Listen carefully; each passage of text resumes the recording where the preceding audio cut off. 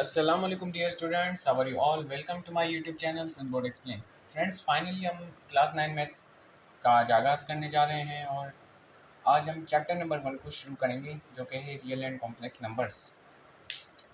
एक और बात, इस चैप्टर के जो नोट्स हैं उनके जो क्लीन फ़ोटोज़ हैं वो मैं आपको दे दूँगा इस लेक्चर के एंड में। ठीक है, आप उनकी सिंपली स्क्रीनशॉट खींचकर उनको कैम स्कैनर के थ्रू आप एक पीडीएफ सी बना सकते हैं। ठीक है जी। अब उसमें क्या होगा, मैंने हर एक चीज़ क्लियर करके रखी हुई होगी और मैं आपको जो है सजेस्ट करूँगा कि आप उनको प्रिंट ज़रूर करवा दीजिएगा।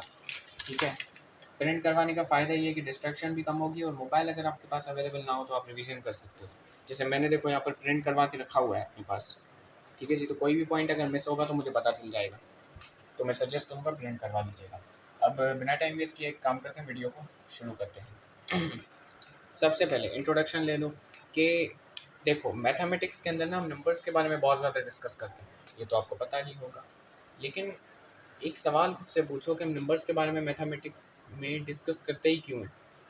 क्यों हमें ज़रूरत पड़ती है कि हम नंबर्स के बारे में डिस्कस करें? देखो, उसका जवाब ये है कि जो मैथमेटिक्स है वो बनी ही नंबर्स के ऊपर हुई है। जो मैथमेटिक्स की शुरुआत हुई है ना, वो शुरू ही नंबर्स से हुई है। तो आप ऐसा कह सकते हो कि जो नंबर्स हैं वो मैथमेटिक्स की फाउंडेशन है। मैथमेटिक्स की एक ऐसे तरीके से बेसिक है, और बेसिक बहुत ज़्यादा आपको बिल्ड करने की ज़रूरत होती है, क्योंकि अगर एक चीज़ का बेस ही नहीं होगा तो आप उसके ऊपर जो अंडरस्टैंडिंग है वो डेवलप नहीं कर सकते। ठीक है जी, तो नंबर्स के बारे में पढ़ना इस वजह से ज़रूरी है क्योंकि numbers are the foundation of mathematics. Numbers के बगैर मैथमेटिक्स का कोई वजूद ही नहीं बनता। अब जो नंबर्स है ना, अब मैथमेटिशियंस ने क्या किया है कि जो नंबर्स है उनको दो हिस्सों में डिवाइड करके रखा हुआ है ताकि आप इजीली उनको समझ पाओ। तो आप ऐसा समझ सकते हो कि नंबर्स जो होते हैं वो सिर्फ दो तरीके के होते हैं। इसका मतलब ये है कि दुनिया में आज तक जितने भी नंबर्स आए हैं वो दो तरीके के ही हो सकते हैं। ठीक है जी, या तो रियल नंबर्स हो सकते हैं या तो कॉम्प्लेक्स नंबर्स हो सकते हैं। इससे बाहर कोई नंबर एग्जिस्ट नहीं करता। ठीक है जी, तो नंबर्स दो तरीके के होते हैं, एक होते हैं रियल नंबर्स और एक होते हैं कॉम्प्लेक्स नंबर्स। अच्छा, अब आज के इस लेक्चर में हम रियल नंबर्स को अच्छे से डिस्कस करेंगे और वैसे ही बचपन से आप रियल नंबर्स ही पढ़ते हुए आए हो। क्लास 9 में आपको कॉम्प्लेक्स नंबर्स का कॉन्सेप्ट दिया जाएगा। रियल नंबर्स आप बचपन से पढ़ते हुए आए हो। तो रियल नंबर्स को शुरू करते हैं। एक और बात, सॉरी, बताना मैं भूल गया कि इस चैप्टर में जो है ना, वो ये जो चैप्टर है वो 6 टॉपिक्स पर मुश्तमिल है। ठीक है, इस चैप्टर में तकरीबन 6 टॉपिक्स हैं और पहला टॉपिक है हमारा रियल नंबर्स, जो कि हम अभी शुरू करेंगे। देखो, रियल नंबर्स के बारे में अगर बात की जाए तो रियल नंबर्स को आप किस तरीके से डिफाइन करोगे? मैथमेटिक्स को फिलहाल के लिए छोड़ दो। तो वैसे अगर रियल नंबर्स का कॉन्सेप्ट देखा जाए तो रियल नंबर्स को आप कह सकते हो नॉर्मल नंबर्स। ठीक है जी, रियल नंबर्स को आप कह सकते हो क्या? Normal numbers. अब इनको नॉर्मल नंबर्स ही क्यों कहते हो? इस वजह से क्योंकि ये नंबर्स जो हैं वो कॉमनली आप अपनी रोज़मर्रा की ज़िंदगी में यूज़ करते हो। ठीक है, जैसे आप कभी दुकान पर जाते हो और कहते हो कि मुझे जो है पाव किलो क्या दे दो, चीनी दे दो, पाव किलो चीनी दे दो। तो पाव किलो को आप 1/4, क्योंकि 1 किलो का चौथा हिस्सा होता है ना पाव, तो पाव किलो। ठीक है, अब इसमें जो आप 1/4 देख रहे हो ये एक रियल नंबर है। ठीक है, और अगर मैं आपको कहूँ कि 2.5 किलो मुझे जो है क्या कहते हैं आटा दे दो, मतलब आपको नहीं, दुकान वाले को कहूँगा ज़ाहिर है, तो यहाँ पर जो आप 2.5 देख रहे हो वो भी तो एक रियल नंबर है। तो ये रियल नंबर्स बहुत ज़्यादा हमारी रोज़मर्रा की ज़िंदगी में यूज़ होते हैं, तो इस वजह से हम इनको क्या कहते हैं? Normal numbers. अब ये तो हो गया मैथमेटिक्स के अलावा वाला कॉन्सेप्ट, लेकिन मैथमेटिक्स में इसको किस तरीके से डिफाइन किया जाता है वो भी ज़रा सुनो कि मैथमेटिक्स में रियल नंबर्स को इस तरीके से डिफाइन किया जाता है कि रैशनल एंड इरेशनल नंबर्स। ठीक है, सारे के सारे रैशनल नंबर्स और इरेशनल नंबर्स, इनको मिलाकर आप कहते हो रियल नंबर्स। ठीक है, दूसरे लफ्ज़ों में कि जो रियल नंबर्स होते हैं वो दो तरीके के होते हैं, रैशनल और इरेशनल। जैसे आप देख सकते हो, यहाँ पर मैं एक समराइज़ करवा देता हूँ कि नंबर्स के दो टाइप्स होते हैं, रियल नंबर्स और कॉम्प्लेक्स नंबर्स। अब रियल नंबर्स के भी दो टाइप्स होते हैं, रैशनल नंबर्स जिसको आप क्यू से डिनोट करते हो, और इरेशनल नंबर्स जिसको आप क्यू डैश से शो करते हो।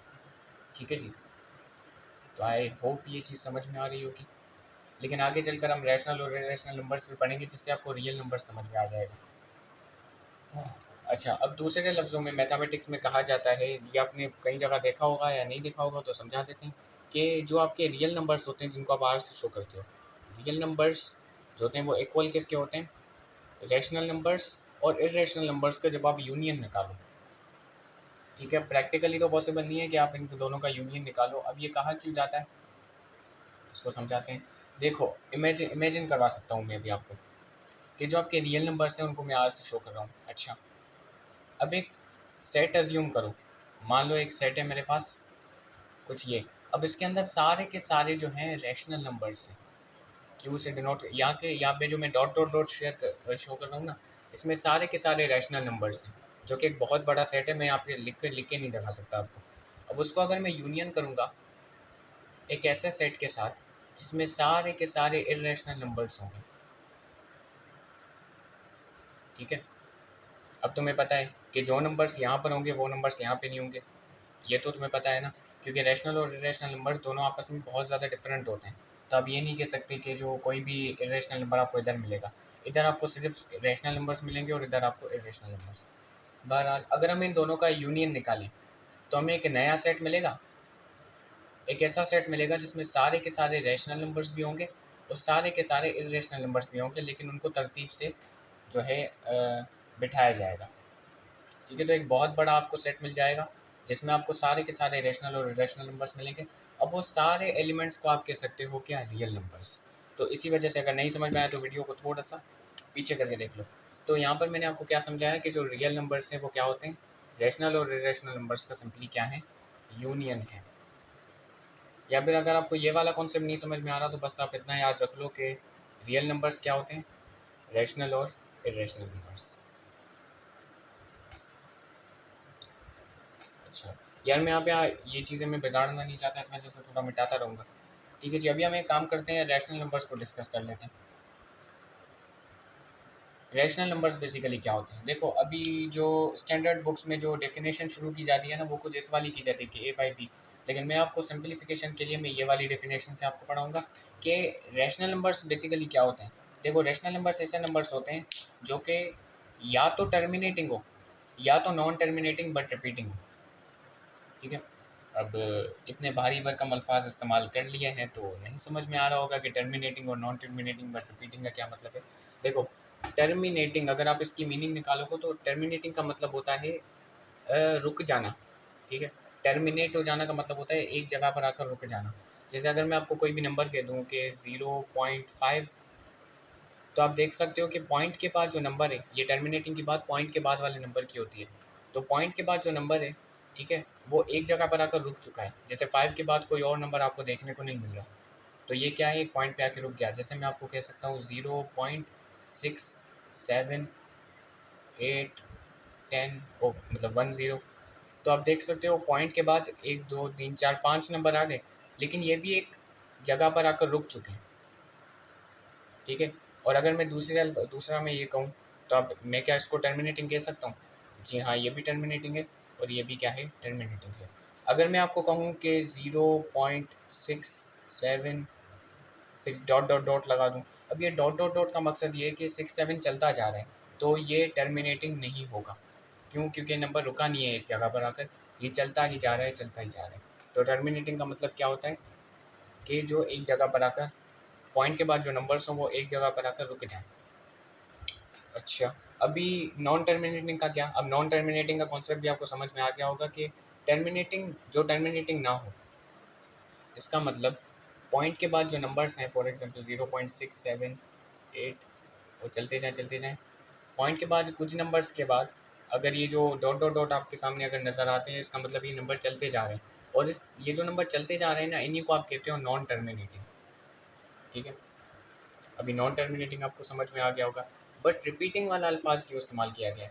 अब रिपीटिंग वाला अल्फाज ये है कि आपको एक नंबर्स के अंदर एक पैटर्न दिख जाए। जैसे फॉर एग्जांपल मैं अगर आपको 0.777 चलता जा रहा है, ये इसका मतलब है 0.777777 ऐसे सारे के सारे नंबर्स ये चलते जा रहे हैं।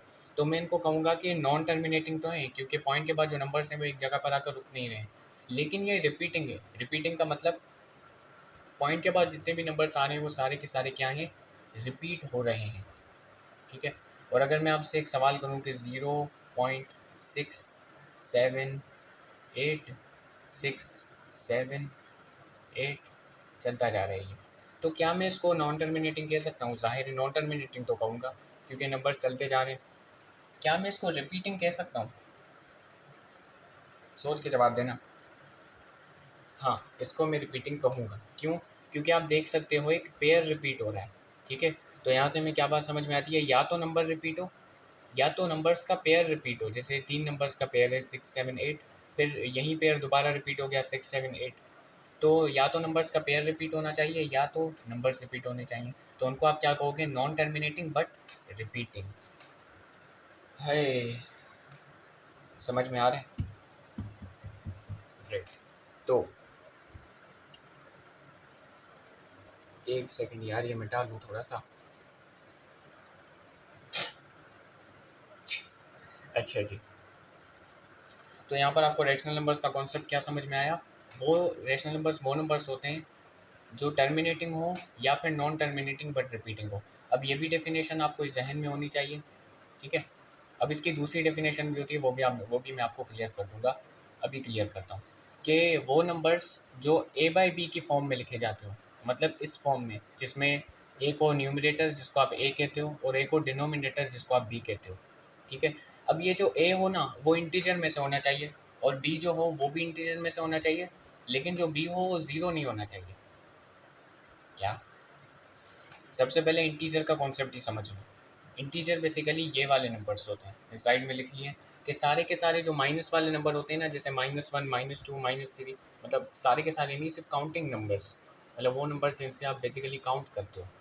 जैसे आपके पास होते हैं ना 1, 2, 3, 4, 5, इसके अंदर 1/2, 1/3 ऐसे नंबर्स नहीं आएंगे, सिर्फ 1, 1, 2, 3, 4 इस तरीके के नंबर्स आएंगे।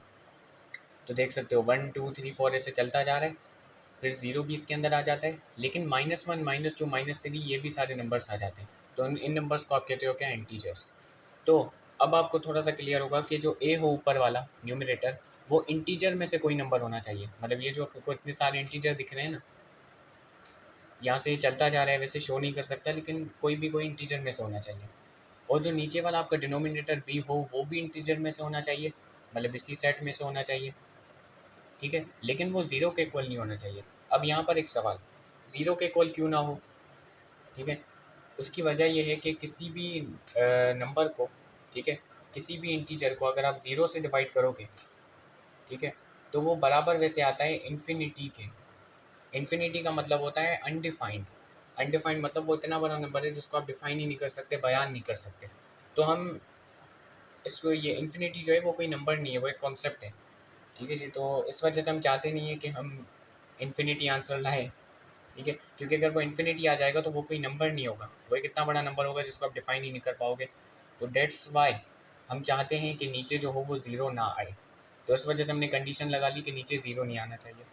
अब दोनों नंबर्स जो, अब बी जो हो वो ज़ीरो के अलावा कोई भी इंटीजर हो सकता है, जैसे -1, -2, -3, 1, 2, 3 कोई भी।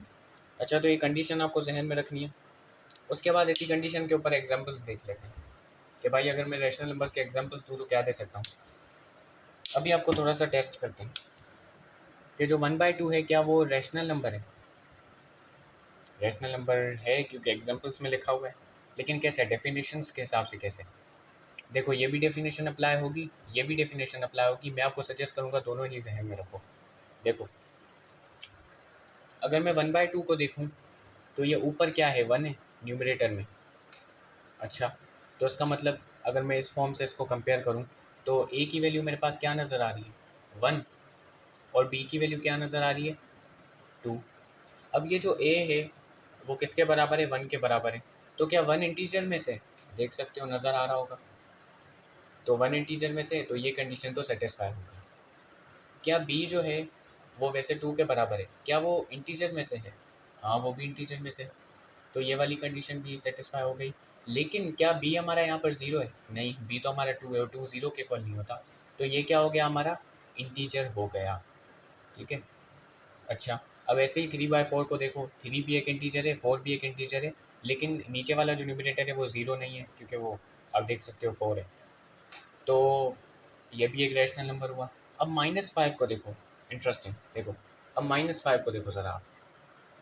अब -5 में आपको न्यूमरेटर दिख रहा होगा लेकिन डिनोमिनेटर नहीं दिख रहा होगा, ठीक है? अब डिनोमिनेटर देखो, ज़रूरी नहीं कि डिनोमिनेटर नहीं दिखे तो उसका मतलब वो है ही नहीं। ऐसा ही नहीं हो सकता कि डिनोमिनेटर हो ही ना, ठीक है। तो -5 को अगर आप ज़रा देखो, ठीक है, तो अगर इसके नीचे आपको कुछ भी नहीं दिख रहा तो आप अज्यूम कर सकते हो इसके नीचे 1 है, क्योंकि किसी भी नंबर को आप 1 से डिवाइड करते हो तो वो अपने ही इक्वल आ जाता है, ठीक है। -5 को अगर आप 1 से डिवाइड करोगे तो वो इक्वल -5 के ही आएगा। तो मैं इस -5 को इसके इक्वल लिख सकता हूँ, कोई मसला नहीं होगा इसमें। तो अभी आपको दिख रहा है यहाँ पर इस वाली फॉर्म में अगर मैं इसको देखूँ तो ए की वैल्यू यहाँ पर क्या नज़र आ रही है, न्यूमरेटर की -5। ये ज़्यादा ख़राब हो गया बोर्ड, चलो देखते हैं। अभी ए की वैल्यू जो है वो यहाँ पर क्या नज़र आ रही है, -5। अच्छा, बी की वैल्यू क्या नज़र आ रही है, 1। नीचे डिनोमिनेटर में 1 आ गया। तो ए की वैल्यू यहाँ पर -5 है और -5 के इंटीजर में से, हाँ इंटीजर में से आप देख सकते हो ऐसे चलते जा रहे हैं ना नंबर्स, तो उनमें -5 भी है, -1 -2 -3 -4 -5। तो -5 एक इंटीजर है। अच्छा, क्या 1 एक इंटीजर है, 1 भी इंटीजर है, आप देख सकते हो। और क्या यहाँ पर बी ज़ीरो है, नहीं बी ज़ीरो नहीं है, बी 1 है, ठीक है जी। तो इसको मैं क्या कह सकता हूँ, इसको भी मैं रैशनल नंबर कह सकता हूँ। अब यहाँ पर 22/7 आप ये भी देख के समझ गए होगे, ये भी एक इंटीजर, ये भी एक इंटीजर, और नीचे जो डिनोमिनेटर है वो ज़ीरो नहीं है, तो आप कह सकते हो ये क्या है, रैशनल नंबर। अब यहाँ पर मैंने जो भी आपको एग्जांपल्स दिखाए उसमें मैंने सिर्फ इस वाली डेफिनेशन का यूज़ किया, मैंने इस वाली डेफिनेशन का यूज़ क्यों नहीं किया, क्योंकि बेसिकली ये दोनों डेफिनेशन सेम ही बात करती हैं, ठीक है। अगर मैं अभी यहाँ पर ऊपर वाली डेफिनेशन का यूज़ करके आपको डिफाइन करूँ कि रैशनल नंबर क्या होते हैं, तो अगर मैं 1/2 को देखूँ तो 1/2 किसके इक्वल होता है, 0.5 के। 1/2 किसके इक्वल होता है, 0.5 के। अब देख सकते हो पॉइंट के बाद जो नंबर है वो ख़त्म हो गया ना, 5 आया, उसके बाद कोई नंबर है ही नहीं आगे। तो ये पॉइंट के बाद जो नंबर आया वो ख़त्म हो गया, जिसको हम टर्मिनेटिंग कहते हैं। तो ये जो नंबर है वो टर्मिनेटिंग है। अब टर्मिनेटिंग है तो क्या होगा, ये रैशनल नंबर। अच्छा, अभी 22/7 को देख लेते हैं ज़रा। 22/7 की वैल्यू वैसे मुझे याद नहीं आ रही, ठीक है, आई एम सो सॉरी, पर मुझे याद नहीं आ रही। तो 22/7 की अगर वैल्यू देखो तो वो होती है कुछ 3.14, और फिर कुछ डिजिट्स होते हैं और वो रिपीट होते जाते हैं, ठीक है। तो पॉइंट के बाद जो नंबर है वो नॉन टर्मिनेटिंग तो होते हैं, लेकिन आप देखोगे अगर सर्च वगैरह कर लो कहीं पर जाकर या कैलकुलेटर से निकाल लो, तो इसमें जो नंबर्स होंगे वो नॉन टर्मिनेटिंग तो होंगे क्योंकि पॉइंट के बाद चलते जाएंगे, बट ये रिपीटिंग भी होंगे, मतलब नंबर्स के कुछ पेयर्स होंगे वो रिपीट हो रहे होंगे। तो ये दोनों डेफिनेशन आप अप्लाई कर सकते हो, लेकिन इसको सही अप्लाई करने का तरीका मैं अगर आपको बताऊँ कि कौन सी डेफिनेशन आपको कब अप्लाई करनी है, तो वो कुछ इस तरीके से कि जब आपको नंबर्स फ्रैक्शंस में गिवन हो, जैसे 1/2, 3/4, -5, 22/1, 22/7 सॉरी, इस तरीके से फ्रैक्शंस में अगर आपको नंबर्स गिवन हो तो आप ये वाली डेफिनेशन यूज़ कर लो। और अगर आपको नंबर पॉइंट्स में गिवन हो, ठीक है, पॉइंट्स नहीं पॉइंट में गिवन हो, जैसे 2.5, 3.1, 1.5, इस तरीके के नंबर्स हों, तो फिर आप ऊपर वाली डेफिनेशन को अच्छे से यूज़ करके पता लगा सकते हो कि कौन सा नंबर रैशनल है। हो तो चलिए, ये आपको मेरे ख्याल से चीज़ें समझ में आ गई होगी। अब आगे बढ़ते हैं जिसमें हम रैशनल नंबर्स के टाइप्स को डिस्कस करेंगे। तो यहाँ पे एक चीज़ समझ में आ रही है, देखो हमने नंबर्स पढ़े, उस नंबर्स के हमने डिस्कस किए कि दो टाइप्स होते हैं, रियल नंबर्स और कॉम्प्लेक्स नंबर्स। अब रियल नंबर्स के भी हम दो टाइप्स पढ़ेंगे, रैशनल और इरेशनल नंबर्स। अब रियल नंबर्स में हमने रैशनल नंबर्स को तो पढ़ लिया, अब रैशनल नंबर्स के भी टाइप्स होते हैं। तो देख सकते हो ये कुछ इस तरीके की चेन बन रही है, और अब आप अपने नोट्स में ना ये चेन ज़रूर बना लेना, इससे कनेक्टिविटी रहती है, ठीक है जी। तो अभी मैं इस चीज़ को एड्रेस करता हूँ और हम आगे बढ़ते हैं। तो यहाँ पर चलिए जल्दी से हम टाइप्स ऑफ रैशनल नंबर्स को कवर कर लेते हैं, ऐसे वीडियो बहुत लंबी हो रही है तो अच्छा सॉरी। अच्छा, अब रैशनल रैशनल नंबर्स की बात की जाए तो जनरली अगर बेसिक लेवल पे आया जाए तो चार ही टाइप्स होते हैं, और इसी के अंदर दूसरी चीज़ें भी आ जाती हैं। तो सबसे पहला टाइप होता है नेचुरल नंबर्स। अब नेचुरल नंबर्स को हम कहते हैं काउंटिंग नंबर्स, ठीक है, इसी वजह से हम इसको नेचुरल कहते हैं, क्योंकि नेचुरली हम इन्हीं नंबर्स के काउंटिंग शुरू करते हैं। जैसे अगर मेरे सामने 10 चीज़ें पड़ी हुई हों तो मैं क्या कहूँगा, 1 2 3 4 5 6 7 8 9 10 चीज़ें पड़ी हुई हैं, ठीक है जी। तो मैं शुरुआत हमेशा 1 से करता हूँ, जिसकी वजह से मैं क्या करता हूँ, इनको नेचुरल नंबर्स कहता हूँ। तो नेचुरल नंबर्स क्या होते हैं, 1 2 3 4, और ये चलते जाते हैं, 5 6 7 8 9 10, फिर ये चलते जाते हैं। अच्छा जी, अभी होल नंबर्स की बात कर लेते हैं। होल नंबर्स बेसिकली क्या है, सारे के सारे नेचुरल नंबर्स और उनके साथ सिंपली ज़ीरो भी आ जाते हैं, ठीक है। अब होल नंबर्स को में ज़ीरो क्यों आता है, सिंपल है यार। देखो, अगर मैं वैसे वाला कॉन्सेप्ट लगाऊँ बच्चों वाला, तो होल का मतलब अगर आप वैसे सर्च करोगे तो उसका मतलब होता है कंप्लीट, ठीक है। तो कंप्लीट भी इसी वजह से क्योंकि इसमें ज़ीरो आ जाते हैं, सारे के सारे नंबर्स इसमें इंक्लूड होते हैं, ठीक है। अब फ्रैक्शंस वाले नंबर्स नहीं, सारे के सारे जो इस तरीके के नंबर्स होते हैं ना, 1 2 3 4 5 6 इस तरीके के, और उनके साथ साथ ज़ीरो भी आ जाते हैं, तो इस वजह से मैं इसको होल नंबर्स कहता हूँ। अच्छा जी, अब इंटीजर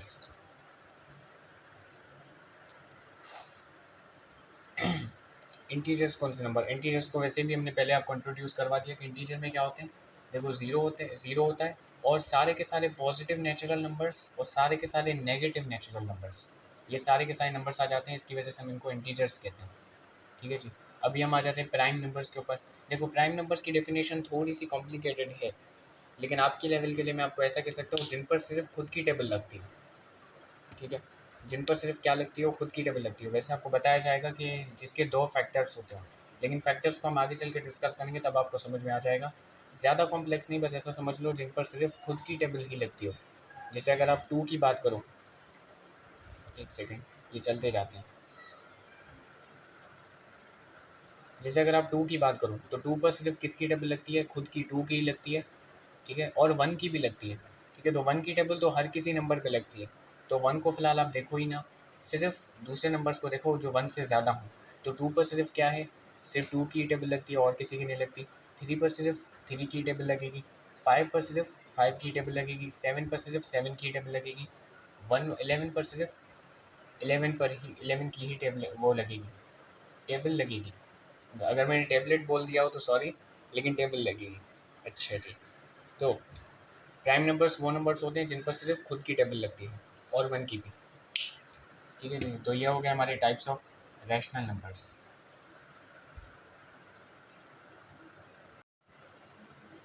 तो चलिए इसको कंटिन्यू करते हैं और अभी हम पढ़ते हैं इर्रेशनल नंबर्स के बारे में। अब रैशनल नंबर्स तो बहुत आसान था ना तुम लोगों के लिए, लेकिन इर्रेशनल नंबर थोड़ा सा दिमाग घुमा सकता है, तो अभी से मैं कहूँगा फोकस करो, थोड़ा सा फोकस करो। देखो, इर्रेशनल नंबर्स क्या होते हैं, ऐसे नंबर्स जिनमें पॉइंट्स के बाद जो नंबर्स हो, जो पॉइंट्स के बाद जो नंबर्स हों, वो नॉन टर्मिनेटिंग भी हों और नॉन रिकरिंग भी हों। क्या हो, नॉन टर्मिनेटिंग का मतलब क्या है कि पॉइंट के बाद जो नंबर्स हैं वो चलते जाएं। जैसे फॉर एग्जांपल 0.5791 0 1 1 2 2 5, ठीक है, और ये ऐसे करके चलते जाएं। लेकिन क्या हो, नॉन रिकरिंग हो। नॉन रिकरिंग का मतलब नॉन रिपीटिंग ही होता है कि वो नंबर्स जो हो या नंबर्स का जो पेयर हो वो रिपीट ही ना हो। अब आप इन नंबर्स में देख सकते हो, क्या नंबर्स का पेयर या नंबर रिपीट हो रहा है, नहीं रिपीट हो रहा। वन वन ये रिपीट तो हुआ है, लेकिन अगर आप इसे पैटर्न बनाओगे तो कोई पैटर्न आपको नज़र नहीं आएगा। पैटर्न का मतलब क्या, क्या यहाँ पे मैंने जो डॉट डॉट लगाए तो उससे आप समझ जाओ कि कौन सा नंबर आगे आने वाला है, लेकिन आप समझ ही नहीं पाओगे कि कौन सा नंबर आगे आने वाला है। क्यों, क्योंकि इनमें कोई पैटर्न ही नहीं होता, ठीक है। और उसके कुछ एग्जांपल्स कैसे हो गए, जैसे कि हमारे ये रूट 2 है, रूट 3 है, पाए है, और ये ई जो है, इसको आप यूरल्स नंबर आई थिंक कहते हो। ये ई और पाए आप आगे चल के इनको डिस्कस करोगे, ठीक है। अभी भी डिस्कस करेंगे थोड़ा सा, लेकिन अभी उस लेवल का नहीं करेंगे। अभी रूट टू की वैल्यू ज़रा कैलकुलेटर में निकाल के दिखाओ। आई थिंक रूट 2 की वैल्यू आपके पास आएगी 1.14, क्या थी, 4213, एक सेकेंड, वन पॉइंट, ना 1.14 नहीं, 1.414213, 4213, और ये चलता जाएगा। और ये चलता जो जाएगा इसका मतलब ये नॉन रिपीटिंग है, लेकिन ये जो नंबर्स हैं या नंबर्स का जो कोई भी पेयर अगर आप बनाओगे तो वो रिपीट भी नहीं होगा। जैसे अगर मैं बना के दिखाता हूँ, 4 के बाद डायरेक्ट 1 आ गया, फिर 4 आ गया, तो ये रिपीट तो नहीं हो रहा है। 4 1 के बाद 4 2 आ गया, फिर 1 3 आ गया, तो नंबर्स का 2 पेयर वाला भी रिपीट नहीं होगा। 3 पेयर्स वाला देख लें कि 4 1 4 और 2 1 3, ये भी पेयर रिपीट नहीं हुआ, तो उसका मतलब ये नॉन टर्मिनेटिंग भी होंगे और नॉन रिपीटिंग भी होंगे, ठीक है जी। और दूसरी चीज़ जो मैं यहाँ पर शायद लिखना भूल गया, कि आप कभी भी इनको ना इस वाली फॉर्म में नहीं लिख सकते, ए बाई बी वाली फॉर्म, जिसमें ए और बी जो हो वो कोई भी इंटीजर होगा लेकिन बी ज़ीरो नहीं होगा। इस वाली फॉर्म में आप कभी भी किसी भी रैशनल नंबर को नहीं लिख सकते, ये बात आप मेरी याद रखिएगा। क्यों? क्योंकि अगर आप ऐसा करोगे तो आपके पास जो आंसर आएगा ना, कोई भी, अगर अभी मैं आपको एक्सपेरिमेंट करवाता हूँ थोड़ा सा, कि आप एक काम करो, ये वाली फॉर्म सेलेक्ट करो, ए की कोई भी वैल्यू ले लो और बी की कोई भी वैल्यू ले लो, आज़ाद हो आप। ए की आप कोई भी वैल्यू ले लो, बी की आप कोई भी वैल्यू लो इंटीजर में से, लेकिन वो ज़ीरो नहीं होनी चाहिए। अब अगर आप ऐसा करोगे तो आपके पास जो भी नंबर आएगा ना, वो जो आंसर आपके पास आएगा वो हमेशा एक रैशनल नंबर आएगा। इसका मतलब क्या? या तो वो टर्मिनेटिंग होगा, या तो वो नॉन टर्मिनेटिंग बट रिपीटिंग होगा, लेकिन नॉन टर्मिनेटिंग और नॉन रिकरिंग इस फॉर्म में कभी भी नहीं आ सकता। तो इस वजह से कहा जाता है कि इर्रेशनल नंबर को हम इस फॉर्म में कभी भी नहीं लिख सकते। ठीक है, आई थिंक क्लियर हुआ होगा। नहीं भी हुआ तो बस इतना याद रख लो कि वो आपको आगे चल के क्लियर होगा जब आपकी मैथमेटिक्स को लेकर अंडरस्टैंडिंग बिल्ड होगी। अभी तो सिर्फ हम छोटी सी बेसिक बेसिक पढ़ रहे हैं। तो नॉन टर्मिनेटिंग और नॉन रिकरिंग पॉइंट्स के बाद अगर नंबर्स हों तो उनको आप क्या कहते हो? नंबर्स या नंबर्स का पेयर, तो उनको आप क्या कहते हो? Irrational numbers. अच्छा जी, अभी एक बहुत ही प्यारी सी कन्फ्यूजन हम क्लियर कर लेते हैं, जिसका मैं बहुत ज़्यादा एक्साइटेड हूँ एक्सप्लेन करने के लिए। कि आगे जब आप मैथमेटिक्स को पढ़ोगे, क्वेश्चन सॉल्व करोगे, तो आगे आपको बताया जाएगा कि पाई को इक्वल ले लो किसके? 22/7। Not equal, sorry sorry sorry, not equal, approx. Approx का मतलब होता है तकरीबन।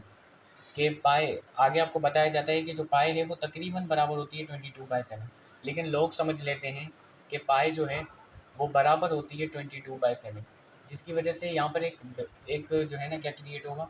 मसला क्रिएट होगा कि 22/7 तो एक रैशनल नंबर है और पाए एक इरेशनल नंबर। तो एक इरेशनल नंबर रैशनल नंबर के इक्वल कैसे हो सकता है? सही बात है, नहीं हो सकता। तो ये वाली चीज़ तो बिल्कुल ही गलत हो गई। लेकिन एक इरेशनल नंबर रैशनल नंबर के अप्रॉक्स हो सकता है, मतलब तकरीबन उसके बराबर हो सकता है। ठीक है, लेकिन फिर भी मैं आपको यही कहूँगा कि पाई और 22/7 जो कि एक रैशनल नंबर है, वो दोनों आपस में इक्वल नहीं है। ठीक है, तकरीबन बराबर है। क्यों? क्योंकि अगर आप इनकी वैल्यूज़ सर्च करोगे तो इनकी वैल्यूज़ आपस में तकरीबन बराबर आ रही हैं। देख सकते हो, जैसे पाई की वैल्यू क्या है? 3.14 1592 653589। और आप देख सकते हो कि ये नंबर्स नॉन टर्मिनेटिंग तो है, मतलब पॉइंट के बाद नंबर चलते जा रहे हैं, कहीं पर रुक नहीं रहे। लेकिन ये वाले नंबर्स का कहीं भी कोई पैटर्न नहीं बन रहा है, मतलब ना नंबर्स के पेयर रिपीट नहीं हो रहे। तो ये क्या हो गया? एक इरेशनल नंबर। 22/7 एक रैशनल नंबर है। अब आप देख सकते हो नॉन टर्मिनेटिंग तो है, मतलब पॉइंट के बाद नंबर्स चलते जा रहे हैं, लेकिन आप देख सकते हो 14285 ये नंबर यहाँ पर हो गए, फिर दोबारा से 1.142857, फिर यहाँ पर दोबारा से क्या हो गया? 14285 दोबारा से आएगा। तो आप एक तरीके से ना गैस कर सकते हो कि ये वाला पेयर पहले रिपीट हो गया, फिर ये वाला पेयर रिपीट हो गया, अभी दोबारा यही वाला पेयर आ जाएगा। मतलब क्या? 1422857। तो ये दोनों नंबर्स आपस में तकरीबन बराबर हैं। क्यों? क्योंकि 3.14, सिर्फ 3.14 आपस में इनके बराबर लगते हैं, लेकिन अगर आप आगे देखोगे तो ये नंबर्स आपस में बराबर नहीं हैं। तो इस वजह से कहा जाता है कि पाई इज़ अप्रोक्सीमेटली इक्वल टू 22/7। ये सिर्फ एक अप्रोक्सीमेशन है, दोनों इक्वल नहीं है, तकरीबन इक्वल है। तो अभी एक सवाल, पाई को 22/7 के इक्वल हम मैथमेटिक्स में ले क्यों रहे हैं? यार इस वजह से, ताकि आप सवालों को आसानी से सॉल्व कर पाओ। क्योंकि जहाँ पर मैं आपको पाई दे दूंगा तो वहाँ पर पाई पे आके आपकी सोच रुक जाएगी, क्योंकि मुझे उसकी एक्यूरेट वैल्यू इतनी याद नहीं है। तो मैं पाई की जगह 22/7 रख कर अगर सवाल को सॉल्व करूँगा तो मुझे मेरा सवाल सॉल्व हो जाएगा। और सवालों को सॉल्व करने के लिए, सिंप्लीफिकेशन के लिए, हम क्या करते हैं? पाई को 22/7 के इक्वल लेते हैं। उम्मीद करता हूँ ये चीज़ समझ में आ गई होगी। अभी हम आगे अपने आखिरी टॉपिक की तरफ बढ़ते हैं, नंबर लाइन की तरफ।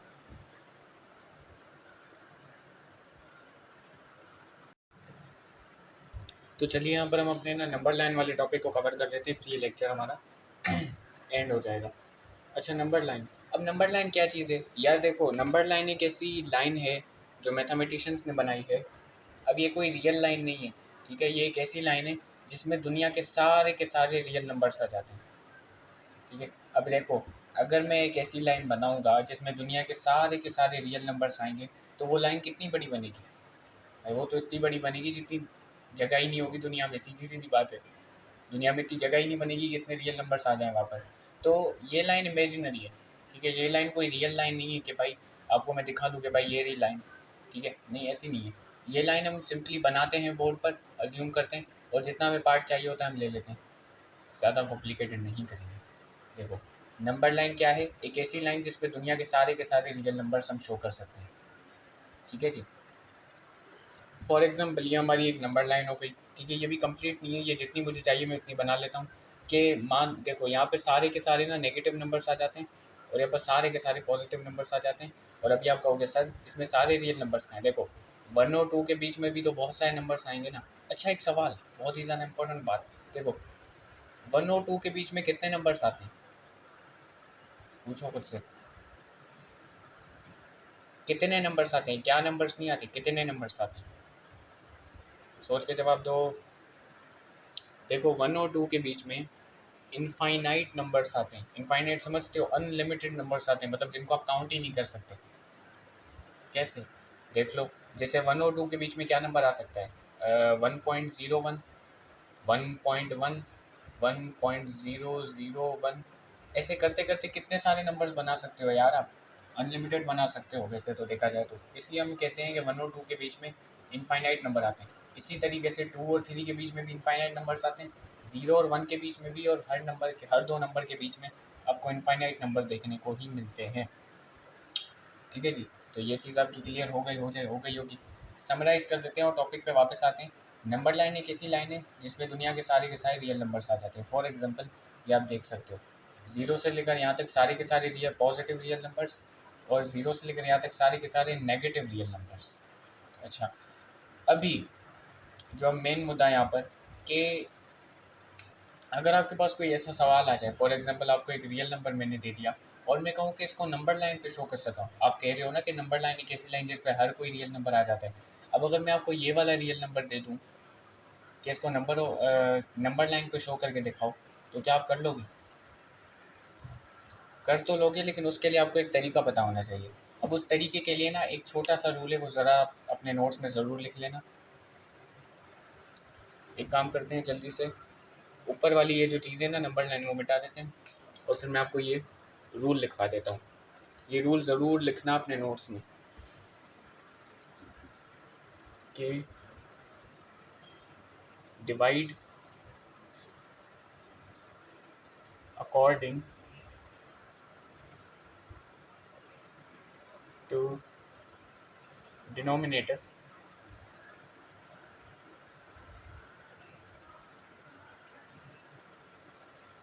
राइटिंग के लिए सॉरी, और काउंट अकॉर्डिंग टू न्यूमरेटर। ये रूल ज़रूर लिख लो। स्पेलिंग मिस्टेक अगर हो गई तो आई एम सो सॉरी, ये मैथमेटिक्स है, इंग्लिश नहीं है। अच्छा, तो यहाँ पर हमारे पास एक रूल हमें जहन में होना चाहिए ताकि हम इस तरीके के सवालों को हल कर पाएँ। Divide according to denominator and count according to numerator. ये रूल क्या है समझ में आ जाएगा, ज़रा देख लेते हैं। सबसे पहली चीज़ कि हमें डिवाइड करना होता है डिनोमिनेटर को देखने के बाद। अब यहाँ पर अगर आप देख सकते हो तो डिनोमिनेटर कौन है? ये रहा 6। इसका मतलब पहली बात तो ये, अगर आप पूरा का पूरा ये रियल नंबर देखो, ये पॉजिटिव है या नेगेटिव है? पॉजिटिव है ना यार, नेगेटिव कहाँ से दिख रहा है? जिसने नेगेटिव बोला सलाम हो उसको। पॉजिटिव है, पॉजिटिव है तो आप क्या करोगे? नंबर लाइन को शुरुआत ही 0 से करोगे, ठीक है। क्योंकि अभी हमें नेगेटिव रियल नंबर्स की ज़रूरत ही नहीं पड़ेगी शो करने के लिए, तो हम शुरुआत ही नंबर लाइन की क्या करते हैं? 0 से कर लेते हैं। कोई मसला? चलिए आगे बढ़ते हैं। और 0 से लेकर 1 तक, 1 मान लो हमारा ये है, मान लो जितना लंबा भी खींच सकते हो, आपके हिसाब से डिपेंड करता है। और मान लो यहाँ पर हमारा 2 आ गया, ठीक है जी। अभी 0 से लेकर 1 तक डिनोमिनेटर क्या है? वैसे देखा जाए तो डिनोमिनेटर क्या है? 6। तो हमें 0 से लेकर 1 तक कितने हिस्से बनाने हैं? 6 हिस्से बनाने हैं, ये बात याद रखिएगा। एक काम करते हैं, चलिए बनाते हैं। 1, 2, 3, 4, 5 और ये छठा 1 है, ठीक है। तो ये हमारे 6 हिस्से बन गए 0 और 1 के बीच में से। एक बार फिर से 1, 2, 3, 4, 5, 6, ठीक है जी। अच्छा, अभी अभी हम एक काम करते हैं, आगे भी करते हैं, ठीक है, आगे भी कर लेते हैं। तो 1 और 2 के बीच में भी हमें कितने हिस्से बनाने हैं? 6 हिस्से बनाने हैं, तो बना लो। 1, 2, 3, 4, 5 एंड 6, 2 यही है। अच्छा जी, हिस्से बन गए। अब 0 से लेकर 1 तक, अगर 0 से लेकर 2 तक देखो तो कितने हिस्से बन गए होंगे? यहाँ से लेकर यहाँ तक 0 से लेकर 1 तक तो 6 हिस्से बने थे ना, और 1 से लेकर 2 तक कितने हिस्से बने, 6 हिस्से बने। तो टोटल कितने हिस्से बने हमारे पास, 12 हिस्से बन गए। ठीक है जी। और हर किसी के बीच में, अब देखो हमने डिवाइड कर दिया, हमने नंबर लाइन को 0 से लेकर 1 तक हमने डिवाइड, का मतलब है हमने हिस्से तो कर लिए। डिनोमिनेटर को देखकर हमने हिस्से कर लिए कितने, 0 से लेकर 1 तक 6, 1 से लेकर 2 तक भी 6। अभी हमें जो काउंट करना है वो न्यूमिनेटर को देख के करना है। ये रहे 11। अभी हमने कितने हिस्से बनाए, 12। तो ये देखो 1 2 3 4 5 6 7 8 9 10 11। ठीक है, न्यूमिनेटर हमारा क्या है, 11। तो ये सिंपली जो यहाँ पर नंबर होगा वो होगा क्या, 11/6। देखो बहुत ही आसान था। बस मेरा मेरा मसला ये, मैं ज़्यादा ही कुछ एक्सप्लेन करने लग रहा हूँ तो आपको लेंदी मेथड लग रहा होगा। इंशाल्लाह वक्त के साथ वो भी क्लियर हो जाएंगे। लेकिन देखो समराइज करवाने, देखो मैंने डिवाइड कैसे किया, डिनोमिनेटर को देख कर किया ना। डिनोमिनेटर मेरा था 6, तो मैंने 0 और 1 और 1 और 2 के बीच में कितने हिस्से बनाए, 6 हिस्से बनाए। ठीक है, और अब मैं जो काउंट किया यहाँ से 1 2 3 4 5, इसको हिस्सा काउंट नहीं करना, 0 से लेकर ये वाला एक हिस्सा बनता है। ठीक है, 1 2 3 4 5 6 7 8 9 10 11 12, 12 हिस्से हमने बना लिए। और वो जो हमने काउंट किया वो न्यूमिनेटर को देखकर किया। न्यूमिनेटर कितने थे, 11। ठीक है, और 12 हिस्से हमारे बने हुए थे। तो ये रहा हमारा 11वां हिस्सा। ठीक है, तो मैं इसको कह सकता हूँ 11/6।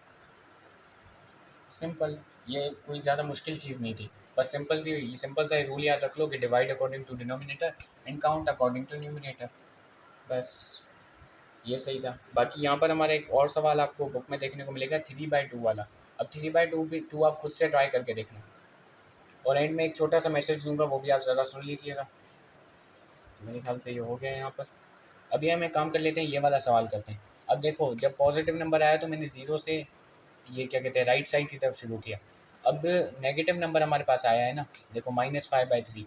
तो मैं 0 से लेकर लेफ्ट साइड की तरफ चलूँगा, क्योंकि वहीं पर सारे के सारे नेगेटिव रियल नंबर्स मिलते हैं।